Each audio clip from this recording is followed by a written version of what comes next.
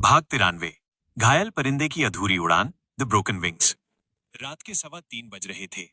दिल्ली का आसमान शांत था, लेकिन बादलों के ऊपर एक अदृश्य हलचल थी। शैडो जेट बादलों को चीरता हुआ नीचे उतर रहा था, लेकिन इस बार उसकी लैंडिंग स्मूथ नहीं थी। इंजन से हल्का धुआं निकल रहा था। जेट के अंदर का तापमान अभी भी बहुत ज्यादा था। राघव मेडिकल चेयर पे अधमरा पड़ा था।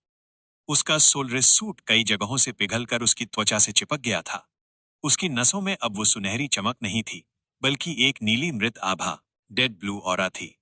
उसने अपनी क्षमता से 200% ज्यादा ऊर्जा इस्तेमाल की थी। आयुषी के हाथ कांप रहे थे। वो एक क्रायोजेल, ठंडा करने वाला लेप, राघव के जलते हुए सीने पर लगा रही थी। जैसे ही जेल त्वचा से छूता, छन्न की आवाज आती और भाप निकलती। राघव, सुनो, आयुषी ने कड़े स्वर में कहा, लेकिन उसकी आंखों में चिंता थी। तुम्हारे बायोसेल्स पूरी तरह ड्रेन हो चुके हैं। अगर तुमने अगले 24 घंटे आराम नहीं किया, तो तुम्हारा शरीर राख बन जाएगा। समझ रहे हो? राघव ने मुश्किल से आंखें खोली। उसकी पलकें भारी थीं। मुझे मुझे हॉस्टल जाना है, आयुषी। दिमाग खराब हो गया है तुम्हारा? आरव ने कॉकपिट से चिल्लाकर कहा। भाई, तुम खड़े भी नहीं हो पा रहे हो। तुम्हारे शरीर से ओजोन और जले हुए मांस की बदबू आ रही है। हॉस्टल जाकर क्या बोलोगे कि सॉरी यार, मैं हिमालय पर रोबोट से कुश्ती लड़ रहा था? राघव ने कोशिश करके खुद को उठाया। दर्द की एक लहर उसके पूरे शरीर में दौड़ गई। उसने फीकी मुस्कान दी। नहीं आरव, मैं कहूंगा कि वायरल बुखार था, लेकिन मुझे जाना होगा। अगर मैंने उन्हें जिंदा और सलामत अपनी आंखों से नहीं देखा, तो ये बुखार कभी नहीं उतरेगा। मेरी दवा वो है। जेट दिल्ली के एक सुनसान इंडस्ट्रियल एरिया में उतरा। वहां पहले से एक प्राइवेट एम्बुलेंस खड़ी थी। राघव ने एक ढीला ढाला हुडी हुडी पहना, ताकि उसकी पट्टियां छिप जाएं, और लड़खड़ाते कदमों से एम्बुलेंस की ओर बढ़ गया। भाग 94। सन्नाटा, थप्पड़ और आंसू, the silence, the slap and the tears. Hostel के कमरा नंबर 302 में अजीब सा सन्नाटा था। बिजली आ चुकी थी, पंखा चल रहा था, लेकिन रोहित, रहमत और अनन्या ऐसे बैठे थे जैसे किसी मैयत शोक सभा में हों। वे जमीन पर गद्दे बिछाकर बैठे थे, दीवार से टेक लगाकर। तीनों के चेहरे पर कालिख लगी थी, कपड़े पसीने और धूल से सने थे। उनकी आंखों में अभी भी उस बंकर का अंधेरा और ऑक्सीजन की कमी का खौफ तैर रहा था। रोहित अपने हाथ में पकड़ी पानी की बोतल को ऐसे घूर रहा था, जैसे वो कोई एलियन हो। यार रहमत, रोहित ने टूटी आवाज में कहा, मुझे अब भी लग रहा है कि सांस नहीं आ रही, जैसे कोई गला दबा रहा हो। रहमत ने कुछ नहीं कहा, बस रोहित के कंधे पर सिर रख दिया। अनन्या घुटनों में सिर दिए बैठी थी। तभी दरवाजे पर हल्की सी दस्तक हुई। तीनों एकदम से चौंक गए। रोहित ने डरी हुई नजरों से दरवाजे की तरफ देखा। दरवाजा धीरे से खुला। चौखट पर राघव खड़ा था। वो किसी हीरो जैसा नहीं लग रहा था। उसका चेहरा पीला पड़ा हुआ था, होठ सूखे थे, और वो दरवाजे के फ्रेम का सहारा लेकर खड़ा था। राघव, अनन्या फुसफुसाई, जैसे उसे अपनी आंखों पर यकीन न हो। रोहित एक पल के लिए पत्थर की मूर्ति बना रहा। फिर उसके दिमाग ने प्रोसेस किया, राघव जिंदा है। वो स्प्रिंग की तरह उछला और पागलों की तरह राघव की तरफ दौड़ा। राघव ने मुस्कुराते हुए बाहें फैलाईं, लेकिन रोहित ने गले लगने के बजाय अपनी पूरी ताकत से राघव के सीने पर एक जोरदार मुक्का मारा। धम। चूंकि राघव घायल था, वो लड़खड़ाकर पीछे दीवार से जा टकराया। दर्द से उसकी सिसकी निकल गई। कहाँ था तू साले? रोहित चिल्लाया। उसकी आवाज फटी हुई थी और आंखों से आंसुओं का सैलाब बह निकला। हम वहां मर रहे थे। तुझे पता है उस लोहे के डिब्बे में क्या हुआ? हम घुट रहे थे, एक एक सांस के लिए तड़प रहे थे, और तू तू फोन भी नहीं उठा रहा था। रोहित ने उसका कॉलर पकड़ लिया और झकझोरने लगा। तूने कहा था बंकर ले लो। मैंने लिया, और उसी ने हमारी जान ले ली होती। तू कहाँ था राघव? राघव ने न तो अपना बचाव किया, न दर्द दिखाया। उसने धीरे से अपना हाथ उठाया और रोहित के सिर को अपने सीने से लगा लिया। सॉरी भाई, राघव ने बहुत नरमी से कहा। उसकी आंखें भी भर आईं। मैं आ गया हूं। अब सब ठीक है। मैं वादा करता हूं। रोहित का गुस्सा पिघल गया।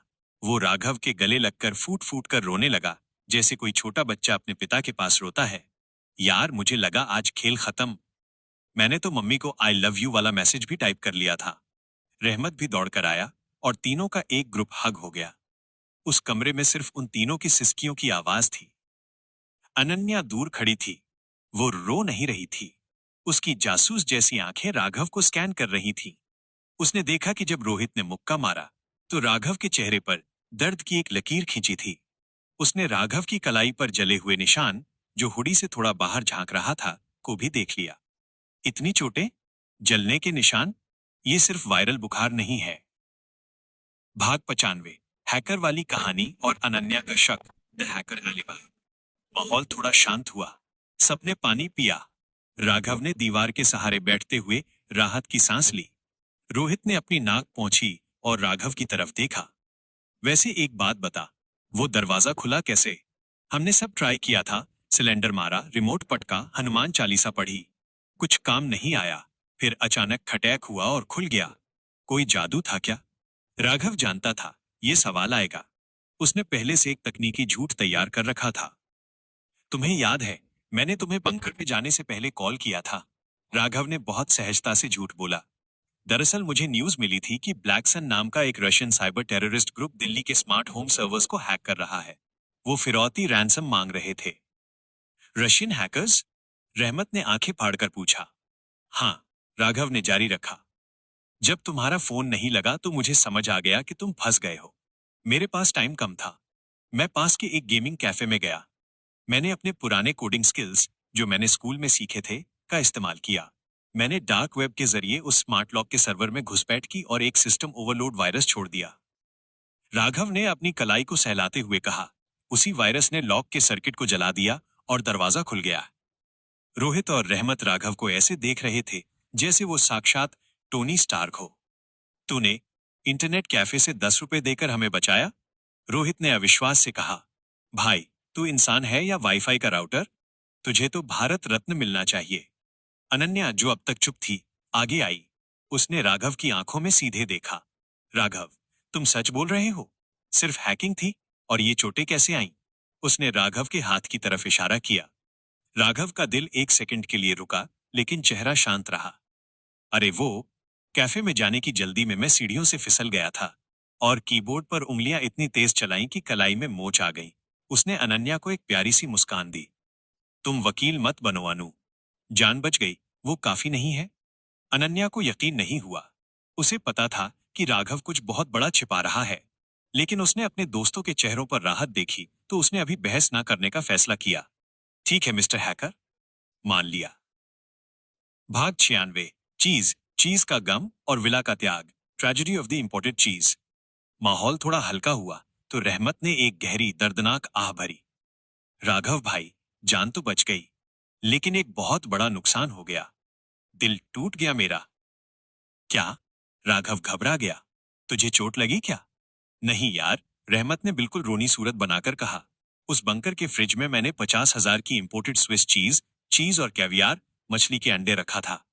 जान बचाने की भागदौड़ में सब वहीं छूट गया। अब वो प्रॉपर्टी डीलर चड्ढा मजे करेगा मेरे पैसों पर। कमरे में हंसी का फव्वारा छूट पड़ा। हंसी के उस पल ने उनके मन में बैठे मौत के डर को धो दिया। रोहित खड़ा हुआ। उसने अपनी जेब से वो विला का ब्रोशर निकाला और उसे फाड़कर डस्टबिन में डाल दिया। राघव, वो विला वाला प्लान कैंसिल, रोहित ने गंभीरता से कहा। मुझे नहीं चाहिए कोई स्विमिंग पूल, न कोई बंकर। मैं इस छोटे से सीलन भरे बदबूदार हॉस्टल के कमरे में ही ठीक हूं। कम से कम यहाँ खिड़की तो खुलती है। आजादी सबसे बड़ी दौलत है भाई। राघव मुस्कुराया। ठीक है, लेकिन वो 2000 रोबोट्स जो हमने गोदाम में बनाए हैं, उनका क्या? रोहित की आंखें फिर से चमक उठी। अरे हाँ, वो तो अभी भी गोदाम में है। भाई, इन्वेस्टर मिस्टर खन्ना का फोन आया था। वो कह रहे थे कि डिलीवरी कब मिलेगी। राघव ने मन ही मन सोचा, तारांकन डिलीवरी तो हो चुकी मेरे दोस्त। उन रोबोट्स ने ही आज दिल्ली को बचाया है, वज्र के हमले के डर से स्टैंड बाय रहकर। चिंता मत कर, राघव ने कहा। हम उन्हें लॉन्च करेंगे, लेकिन एक नए नाम से, आरा रक्षक। वो देश की सेवा करेंगे। भाग 97। टॉपर का सम्मान और छिपा हुआ दर्द, the hero in the shadows. 2 दिन बाद कॉलेज का ऑडिटोरियम खचाखच भरा था। आज फेलिसिटेशन सेरेमनी थी। मंच पर डीन, प्रोफेसर्स और शहर के कुछ वीआईपी बैठे थे। एंकर ने माइक संभाला और अब मैं बुलाना चाहूंगा हमारी यूनिवर्सिटी के टॉपर, जिन्होंने 98.5% लाकर न सिर्फ टॉप किया है, बल्कि हमें गर्व महसूस कराया है, मिस्टर राघव सिंघानिया। तालियों की गड़गड़ाहट से छत हिल गई। राघव स्टेज पर चढ़ा। उसने एक गहरा नीला फॉर्मल सूट पहना था। वो बहुत स्मार्ट लग रहा था, लेकिन सूट के नीचे उसका शरीर पट्टियों से बंधा था। हर कदम पर उसे दर्द हो रहा था, लेकिन उसके चेहरे पर एक विजेता की शांति थी। उसने माइक पकड़ा। भीड़ में रोहित और रहमत कुर्सियों पर खड़े होकर सीटी बजा रहे थे। ओ ए हीरो, भाई है अपना, चीर दिया भाई। समीर, रईस सजादा, कोने में खड़ा जल भुन रहा था। राघव ने बोलना शुरू किया। लोग पूछते हैं कि मैंने पढ़ाई कब की, क्योंकि मैं क्लास में कम दिखता था। सच तो ये है कि जिंदगी सबसे बड़ी किताब है और मुसीबतें सबसे कड़े इम्तिहान।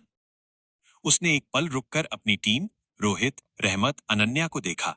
पिछले कुछ महीनों में मैंने सीखा है कि पावर पावर का मतलब ऊंचे नंबर लाना, महंगी गाड़ी चलाना या विला खरीदना नहीं है। असली पावर का मतलब है जब आपके अपने मुसीबत में हो तो आप उनके लिए किस हद तक जा सकते हैं। क्या आप उनके लिए दरवाजे तोड़ सकते हैं? क्या आप उनके लिए दुनिया से लड़ सकते हैं? उसकी आवाज भारी हो गई। ये ट्रॉफी मेरी नहीं है, ये उस टीम की है जो मेरे साथ खड़ी रही, चाहे हालात कैसे भी। पूरा हॉल आर आर वेंचर्स के नारों से गूंज उठा। रोहित ने अपनी कॉलर ठीक की और बगल में खड़ी लड़की से कहा, सुना तुमने? दरवाजे तोड़ने वाला पाठ, वो मेरे बारे में था। मैंने ही वो बंकर तोड़ा था। रहमत ने पीछे से उसे धीरे से थप्पड़ मारा।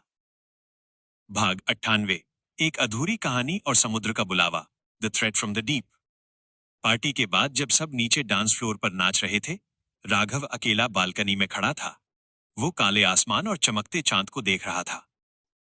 वरकास मर गया, उसका एयरशिप राख हो गया। दिल्ली सुरक्षित है, राघव ने खुद से कहा। लेकिन मेरे दिल की धड़कन अभी भी सामान्य क्यों नहीं हो रही? मुझे खतरा महसूस क्यों हो रहा है? तभी उसकी जेब में रखा उसका सिक्योर सैटेलाइट फोन वाइब्रेट हुआ। ये एक एन्क्रिप्टेड मैसेज था। कोई नंबर नहीं, कोई नाम नहीं। उसने मैसेज खोला। स्क्रीन पर एक सिंबल बना था, ओमेगा ओमेगा, और नीचे एक लाइन लिखी थी, खेल अच्छा खेला, सूरज के वारिस, तुमने आसमान, स्काई फोर्ट्रेस जीत लिया। प्यादा, वरकास गिर गया, लेकिन शतरंज की बिसात अभी बिछी है। क्या तुम पाताल, डीप सी की गहराई और दबाव झेलने के लिए तैयार हो? अपनी सांसें रोक लो, राघव, क्योंकि सुनामी आ रही है। Minus omega. राघव की मुट्ठी भींच गई। फोन की स्क्रीन उसके अंगूठे के दबाव से चटक गई। ओमेगा। राघव बुदबुदाया। उसकी आंखों में फिर से वो एडेनियन आग चमक उठी। तो ये अभी खत्म नहीं हुआ। अब लड़ाई जमीन या आसमान पर नहीं, पानी के नीचे होगी। तभी पीछे से अनन्या आई। उसने राघव के कंधे पर हाथ रखा। राघव, सब नीचे देसी बीट्स पर डांस कर रहे हैं, तुम यहां अंधेरे में क्या कर रहे हो? राघव ने तुरंत फोन जेब में रखा और पलटकर अपनी पुरानी, प्यारी, शरारती मुस्कान ओढ़ ली। कुछ नहीं यार, बस सोच रहा था कि रहमत के लिए ऑनलाइन चीज ऑर्डर कर दूं, वरना वो रात भर मेरे कान खाएगा। अनन्या हंसी। तुम सुधरोगे नहीं। चलो, आज की रात कोई सीक्रेट नहीं, सिर्फ डांस। उसने राघव का हाथ पकड़ा और उसे अंदर खींच ले गई। राघव दोस्तों के साथ डांस फ्लोर पर गया। संगीत तेज था, लाइटें चमक रही थीं, लोग खुश थे। लेकिन नाचते हुए भी राघव के दिमाग में एक नया नक्शा बन रहा था। आसमान साफ है, लेकिन समुद्र खामोश है, और खामोश समुद्र सबसे खतरनाक होता है। अगला अध्याय, project omega the deep sea war. Project omega the deep sea war जल्द ही शुरू होगा।